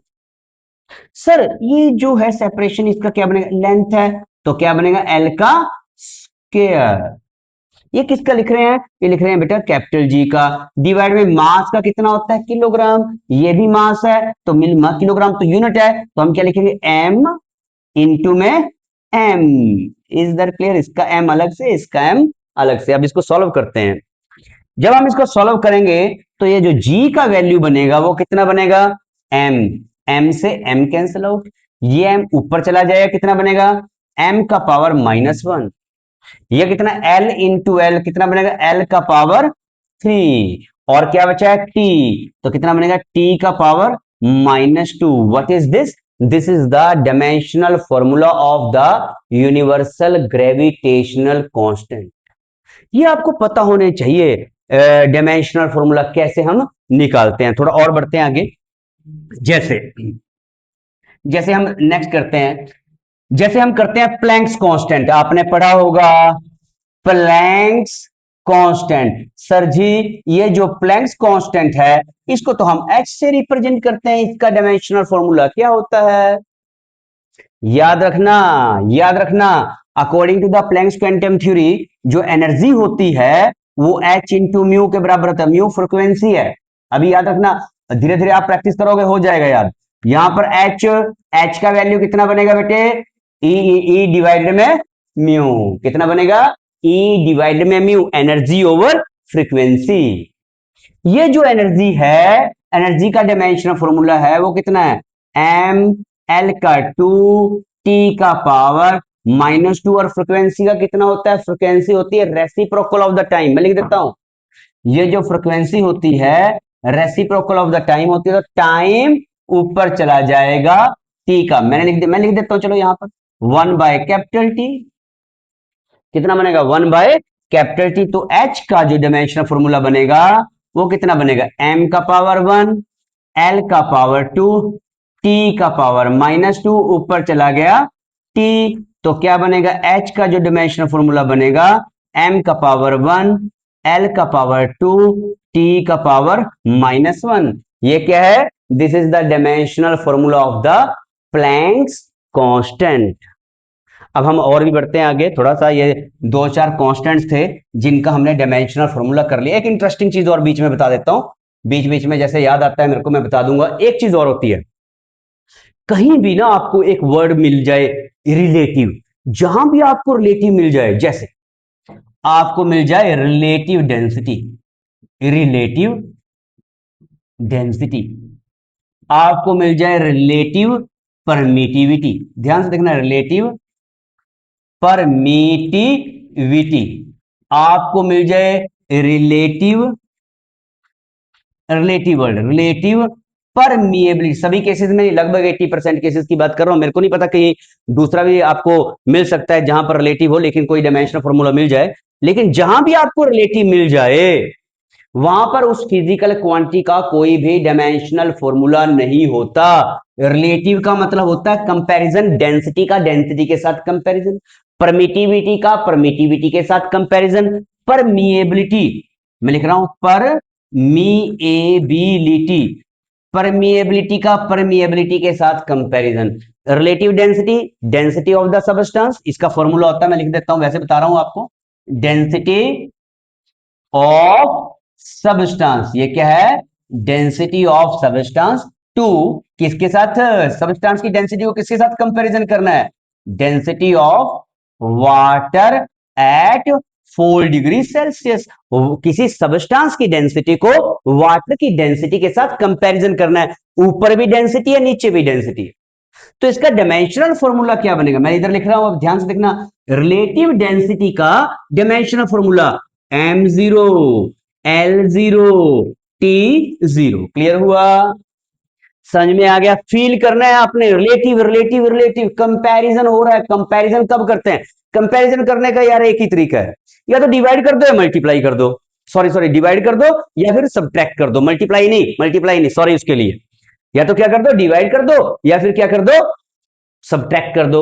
सब्ट्रैक्शन हम बहुत कम करते हैं, यहां पर रिलेटिव परमिटिविटी को हम डिवीजन में लेके आते हैं, density of the substance to the density of the water, divide कर दिया।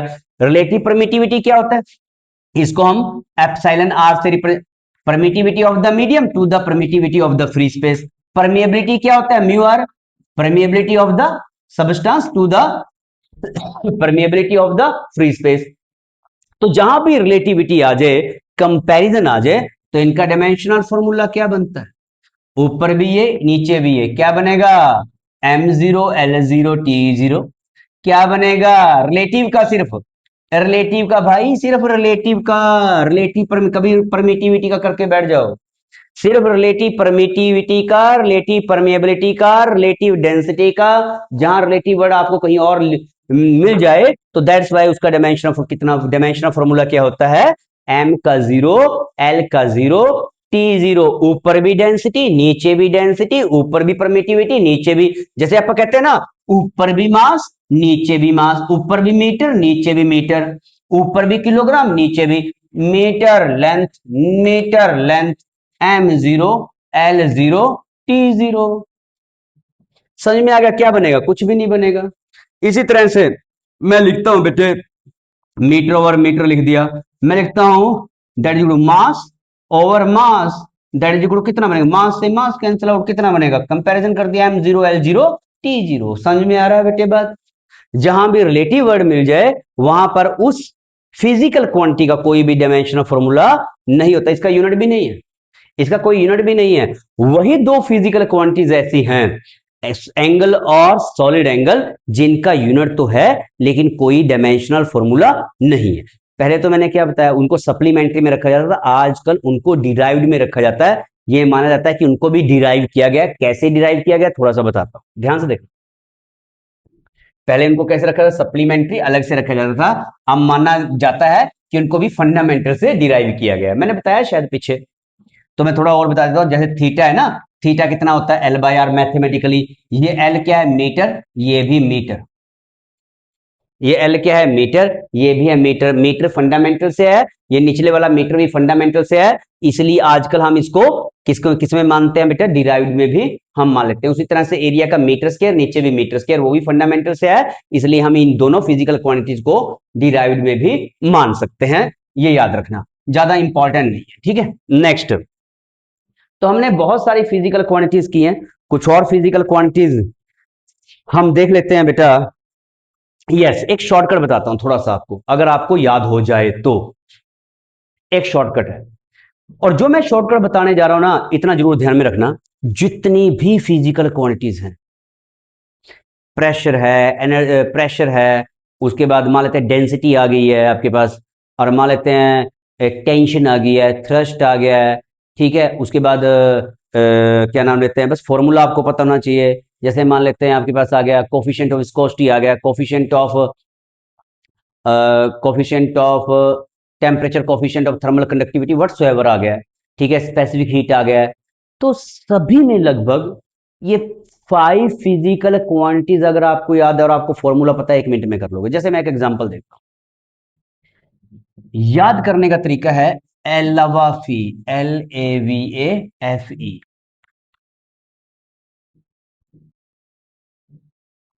लॉन्ग वैन, ध्यान से सुनना, ये बड़ा इंटरेस्टिंग है। लवाफी, पहले मैं इसके बारे में बता दूं, ये क्या है, एल लेंथ, वी क्या है बेटे वेलोसिटी, ए क्या है बेटे एक्सेलरेशन, और एफ क्या है बेटे फोर्स, ई क्या है एनर्जी। अब मैं इसका आपको शॉर्टकट बताता हूं, इसका शॉर्टकट याद करने का, लॉन्ग वैन, अगर याद हो जाए ठीक है, रटा लग सकता है ठीक है, नहीं जरूरत नहीं है, धीरे धीरे आपको सब याद हो जाएगा। तो मैं तो अभी स्टार्टिंग है ना, स्टार्टिंग में थोड़ा बहुत याद करने के लिए अगर आप कर पाओ तो कर लेना। Long van always, long van always feel exhausted, feel exhausted, exhausted, ध्यान सुनना, long van always feel exhausted, लंबी गाड़ी हमेशा थकी रहती है। Long van always feel exhausted.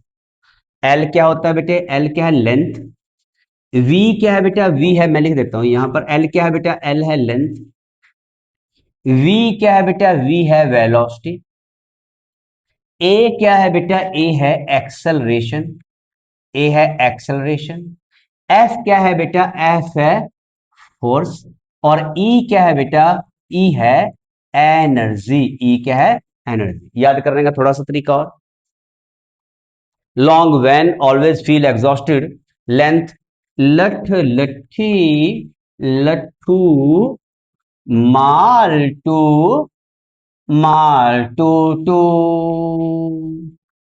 थोड़ा सा अगर रट्टा लग सके, क्रैम कर सकते हो तो कर लेना, नहीं होता है तो ठीक है, ये चल रहा है चलते रहना। Long van always feel exhausted, अभी स्टार्टिंग है, थोड़ा सा इंटरेस्ट भी बनेगा आपका। L L L T minus one, L T minus one, L T minus two, फिर एम लगा दीजिए, M L T minus two, M T two two, लठ लट्ठी लट्टू माल्टू माल्टू टू, लठ लट्ठी लट्टू माल्टी माल्टू टू, लठ लट्ठी लट्ठू माल्टू माल्टू टू, लठ लट्ठी लट्ठू माल्टू माल्टू टू, लठ कल्ला, एल लट्टी एल टी माइनस वन, लट्टी एल टी माइनस टू, लट्टू two two L T minus two, minus में रहेगा ये, माल टू एम एल, इसके साथ एम लगा दी, M L T minus two, फिर एक और ऐड कर दीजिए, M L two T minus two. अगर याद हो सकता है तो कर लेना, नहीं याद होता है तब भी चलेगा। लेकिन मैं आपको बता दूं, जितने भी फॉर्मूलाज हैं जब जो मैंने ऑब्जर्व किया है अभी तक, सभी में लगभग यही यही 5 के 5 फिजिकल क्वांटिटीज यूज हो रही है। जैसे मैं आपको सोचता हूं कि प्रेशर, प्रेशर मेरे को फॉर्मूला पता है, प्रेशर होता है जी फोर्स ओवर एरिया। अब मेरे को निकालना पड़ेगा, फोर्स लूं मैं मास इनटू, अगर याद है तो बहुत अच्छी बात है, नहीं तो याद कीजिए, एल टू माल टू, तो दैट्स वाई कितना था माल टू, और ये कितना था एरिया, ये तो आसान है L2 हो गया। मान लेते हैं एक और एग्जांपल लेते हैं, मान लेते हैं आपको फॉर्मूला याद है, ध्यान से देखना बेटा, आपको याद है पावर, आपको याद है पावर, पावर होता है energy consumed per unit time या work done per unit time. Energy, लवाफी एनर्जी इसी में से पांचों में से आएगा, जहां मर्जी से देख लेना। Energy that is equal M L two T minus two divide में T, energy consume per unit time, work done per unit, तो पावर का क्या बनेगा, पावर का बन जाएगा M that is equal to L का टू, टी का पावर माइनस थ्री, ये बन जाएगा। सॉल्व कर लेना, टी को ऊपर लेके जाना, और क्या बन जाएगा, टी का पावर माइनस थ्री, क्योंकि यहां पर टी का पावर वन था, ऊपर जाए कितना हो जाएगा, टी का पावर माइनस थ्री हो जाएगा। क्लियर है, क्लियर है। तो इस तरह से हम, अब बेटा 1 मिनट, तो लेक्चर काफी लंबा हो चुका है, तो आज के लिए हम इतना ही करेंगे। कल हम नेक्स्ट लेक्चर में हम और काफी सारी फिजिकल क्वांटिटीज के डायमेंशनल फॉर्मूला लेके आएंगे, principle of homogeneity of the equations करेंगे। तो बड़ा इंटरेस्टिंग चैप्टर है, पढ़ते रहिए। धन्यवाद, शुभ रात्रि, थैंक यू वेरी मच।